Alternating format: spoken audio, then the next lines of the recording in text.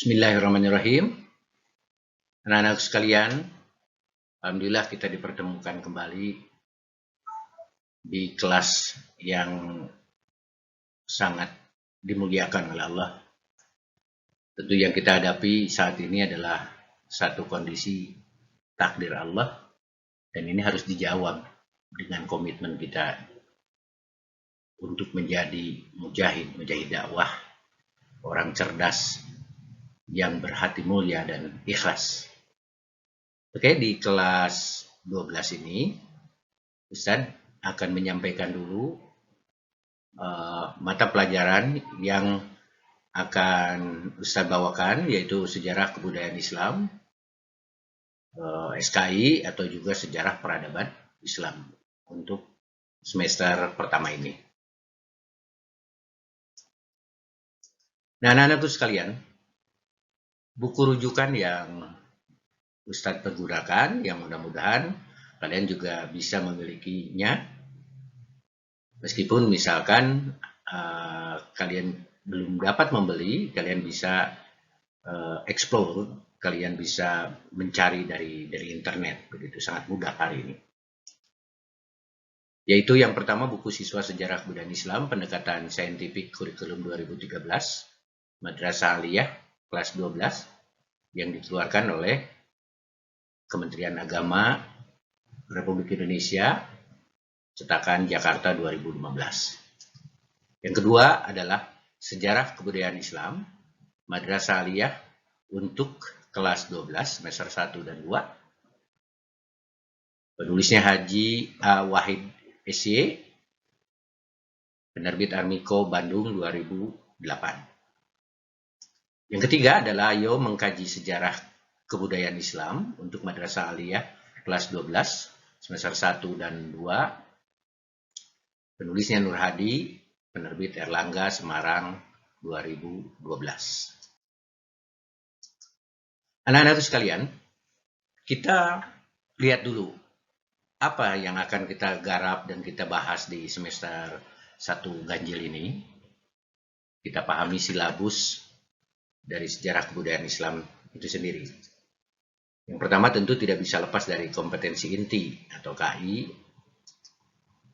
itu di mana diharapkan mampu memahami, menerangkan, dan menganalisa pengertian faktual, konseptual, prosedural tentang Al-Quran, hadis, fikih, akidah, akhlak, dan sejarah Islam dengan wawasan kemanusiaan, kebangsaan, dan peradaban, serta menerapkan pengetahuan prosedural pada bidang kajian yang spesifik sesuai dengan bakat dan minatnya dalam memecahkan masalah. Sedangkan kompetensi dasarnya di semester ini diantaranya kita mengkaji tentang menganalisis sejarah pembaharuan atau modernisasi Islam di dunia. Yang kedua, mengidentifikasi latar belakang lahirnya gerakan pembaruan Islam di dunia. Lalu yang ketiga, mengklasifikasi macam-macam gerakan pembaharuan dunia Islam. Yang keempat, mendiskusikan pemikiran-pemikiran pembaharuan dunia Islam. Yang kelima, mengidentifikasi nilai-nilai perjuangan dari gerakan pembaharuan dunia Islam. Kemudian, yang keenam, itu mendeskripsikan sejarah masuknya Islam di Indonesia. Yang ketujuh, memahami jalur masuknya Islam di Indonesia. Kemudian yang kedelapan, menganalisis strategi dakwah dan perkembangan Islam di Indonesia. Yang kesembilan, mengidentifikasi kiprah masing-masing Wali Songo dalam penyebaran Islam. Dan 10, menganalisis strategi dakwah yang dikembangkan oleh Wali Songo di Indonesia. Lalu kompetensi inti yang kedua adalah dari kompetensi dasarnya itu adalah yang ke-11, memahami sejarah perkembangan kerajaan Islam awal di Indonesia. Kemudian menganalisis peranan kerajaan-kerajaan awal Islam Indonesia terhadap perkembangan Islam di Indonesia. Lalu yang ke-13, mengenal tokoh Islam awal di Indonesia dan peranan mereka dalam perkembangan Islam. Yang keempat, 14, mendiskusikan peran dan kontribusi tokoh-tokoh ilmu pengetahuan Islam di Indonesia.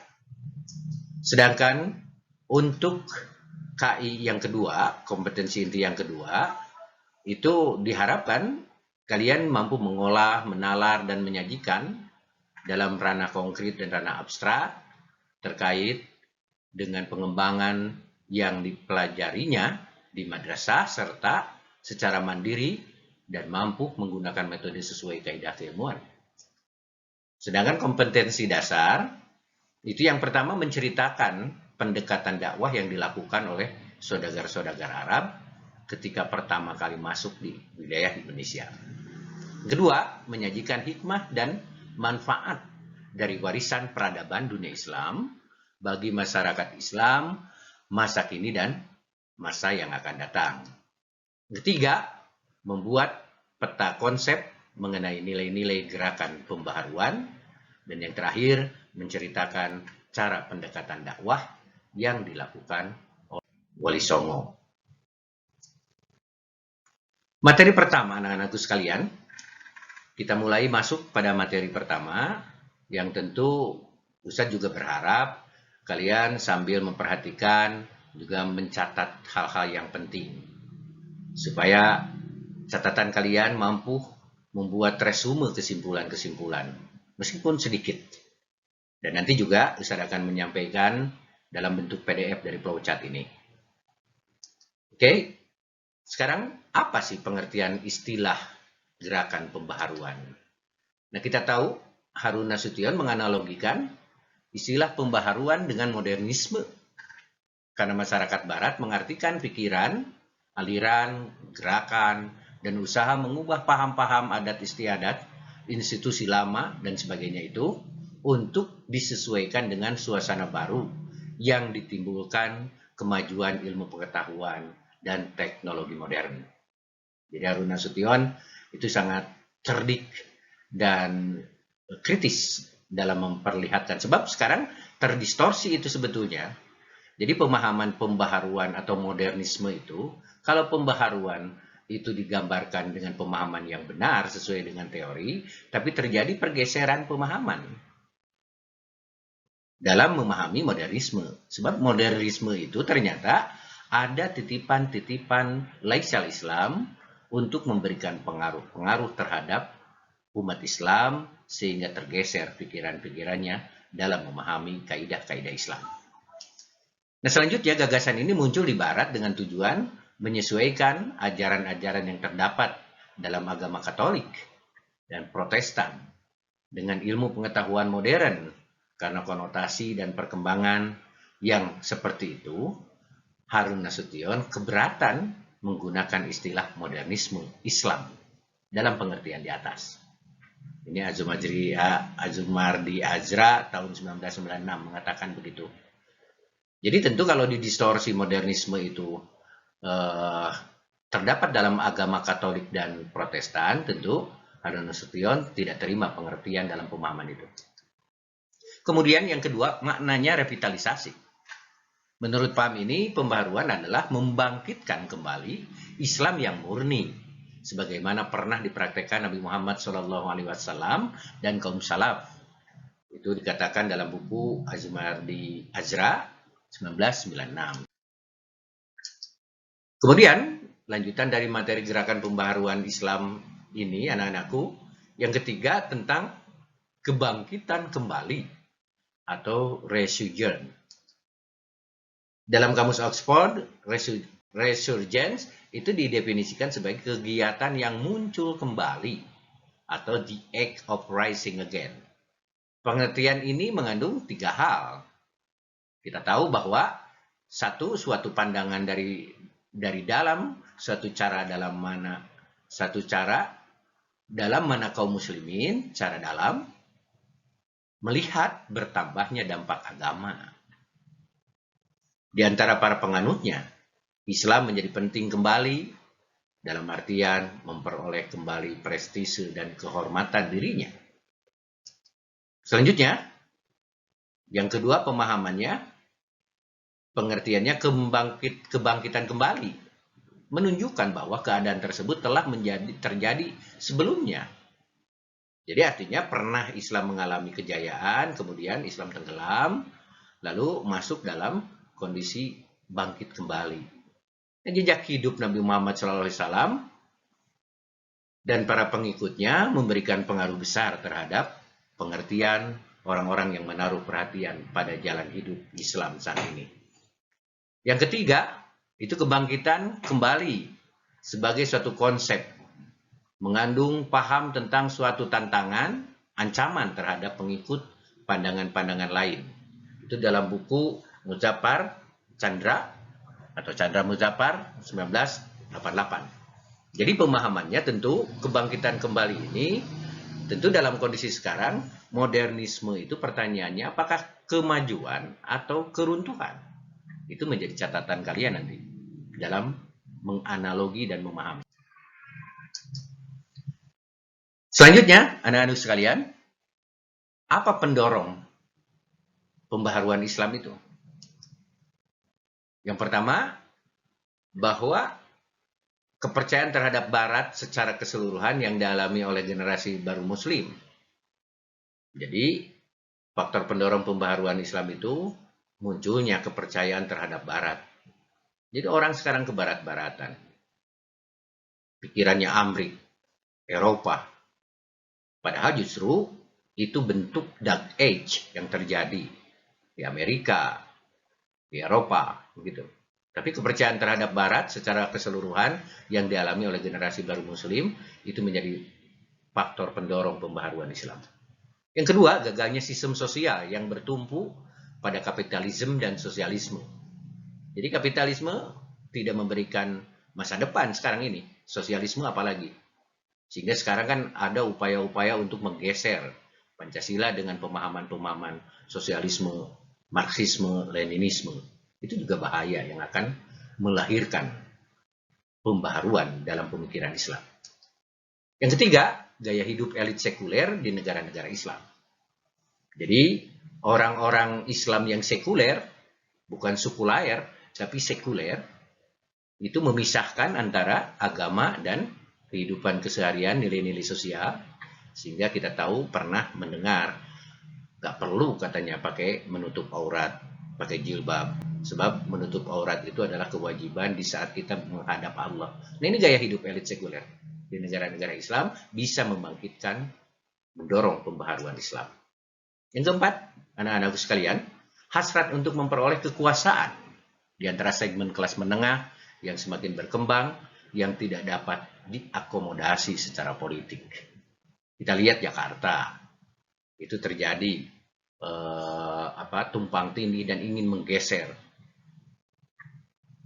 Jadi ada upaya-upaya untuk menggeser nilai-nilai Islam, untuk meraih kekuasaan sehingga Islam dibombardir, dihancurkan, dijelek-jelekan, gitu. Selanjutnya, itu pencarian keamanan psikologis di antara kaum pendatang baru di daerah perkotaan. Jadi, secara psikologis, pendatang baru di perkotaan itu mencari keamanan, rasa aman pada diri, maka terjadilah pembaharuan Islam. Selanjutnya lingkungan kota. Nah, lingkungan kota juga akan mendorong terjadi pembaharuan. Yang ketujuh, ketahanan ekonomi negara-negara Islam tertentu akibat melonjaknya harga minyak. Jadi umat Islam ketika konsisten terhadap agamanya, maka umat Islam itu mendapat berkah dari Allah. In tansurullah yansurukum wa yusabbit aqdamakum. Itu ketahanan ekonomi. Selanjutnya anak-anakku sekalian, yang kedelapan adalah rasa percaya diri akan masa depan akibat kemenangan Mesir atas Israel di tahun 73, revolusi Iran 1979, dan pajar kemunculan kembali peradaban Islam abad ke-15 Hijriah. Chandra Muzaffar tahun 1988 menulis seperti itu. Kemudian apa sebetulnya ciri-ciri pembaharuan Islam itu? Ada beberapa yang perlu anak-anakku ketahui. Kepercayaan yang kuat yang pertama, bahwa masyarakat harus ditata atas dasar Al-Quran dan As-Sunnah atau hadis Nabi. Seperti apa yang dikembangkan oleh Persatuan Islam, itu kembali kepada Al-Quran dan As-Sunnah, itu adalah bentuk dari ciri-ciri pembaharuan Islam. Ketika manusia jumud, ketika manusia mencoba mengkawinkan Islam dengan pemikiran-pemikiran kebarat-baratannya, maka Persatuan Islam melakukan perjuangan atau dakwah untuk kembali kepada Al-Quran dan As-Sunnah. Maka pembaharuan itu adalah mengembalikan pemikiran-pemikiran yang miring terhadap al-Islam dan dikembalikan kepada Al-Quran dan As-Sunnah. Yang kedua, kebudayaan Barat harus ditolak. Meskipun ada yang mau menerima kemajuan-kemajuan Barat dalam ilmu pengetahuan dan teknologi, kata Chandra Muzaffar, itu kebudayaan Barat harus ditolak. Jadi pemahaman itu juga masih debatable. Karena Barat itu dalam pemahaman Ustadz bukan Barat yang ada di sebelah Barat. Tapi Barat itu adalah upaya kristenisasi yang diarahkan untuk menghancurkan umat Islam. Itulah gerakan pembaharuan sebagai awal dari pembicaraan kita di kelas 12 semester ini. Dan mudah-mudahan kalian, anak-anakku sekalian, itu mampu menyerap dan nanti membuat catatan-catatan kecil, kesimpulan dalam buku catatan